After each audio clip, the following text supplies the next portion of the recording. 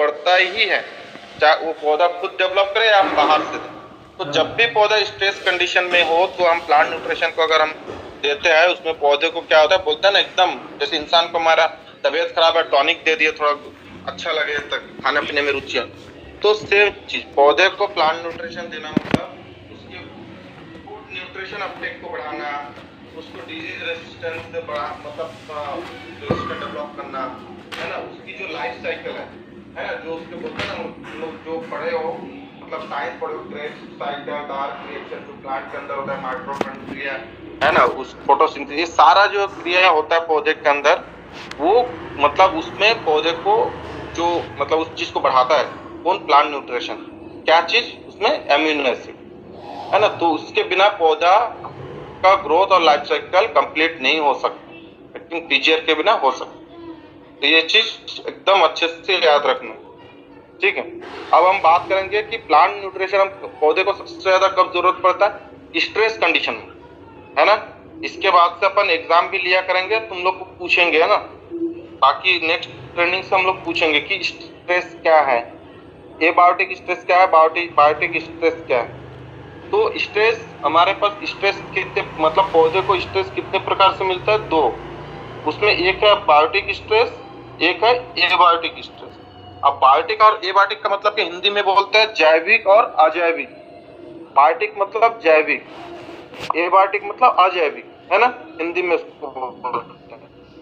अब अजैविक मतलब उसका मतलब जो जीवित नहीं है, सिंपल सी बात है, जो कारक जीवित नहीं है उसके द्वारा जो स्ट्रेस आता है। अब सपोज जैसे गर्मी बढ़ना, टेम्परेचर, वो एक कोई जीव नहीं है, वो एक क्लाइमेटिक फैक्टर है जो एबायोटिक मतलब अजैविक।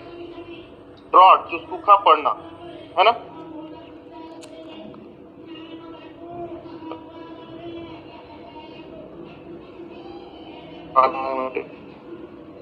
मीटिंग नहीं ज्वाइन कर रहे।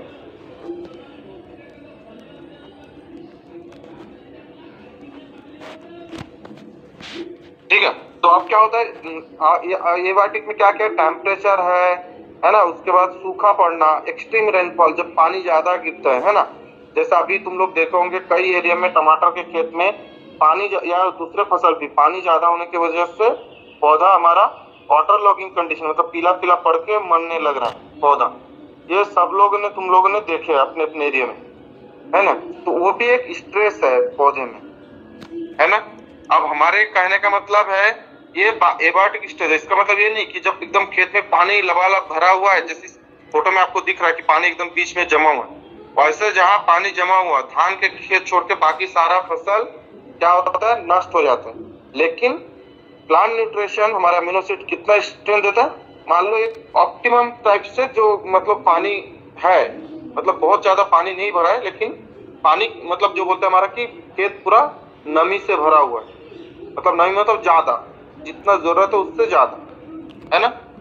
तो उससे ज्यादा जब हम बोलते हैं वो एक वाटर लॉगिंग मतलब जो ज्यादा पानी गिरना, है ना। क्योंकि मैं तुम लोग को बोल दूंगा कि पानी तो भी सह लेगा, तो तुम लोग बोल दोगे कल के डेट में कि कोई भी सब्जी में पानी भर गया, अरे चलेगा अमीनो एसिड डालो, नहीं।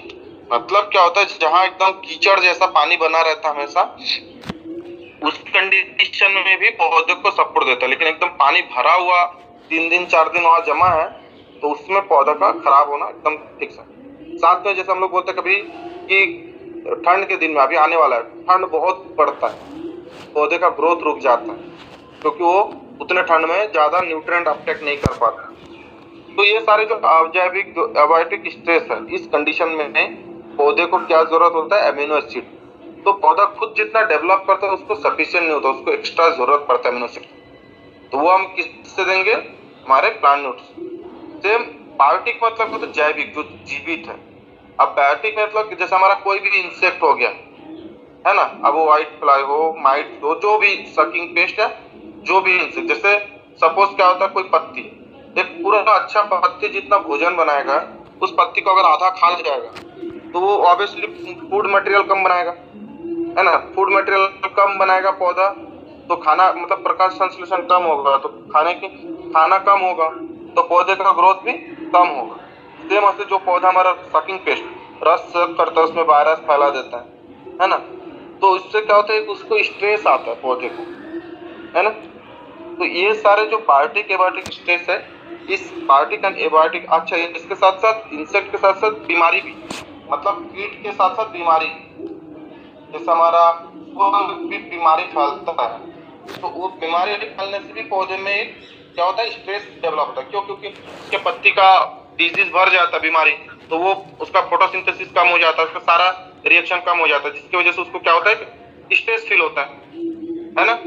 तो ये सारे जो स्ट्रेस वाले कंडीशन है ना, तो स्ट्रेस कंडीशन ये मतलब आप लोग को याद रहेगा ना कि स्ट्रेस क्या क्या है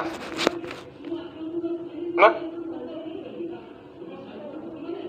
कि एबायोटिक और बायोटिक स्ट्रेस क्या है, ये सबको पता होना चाहिए।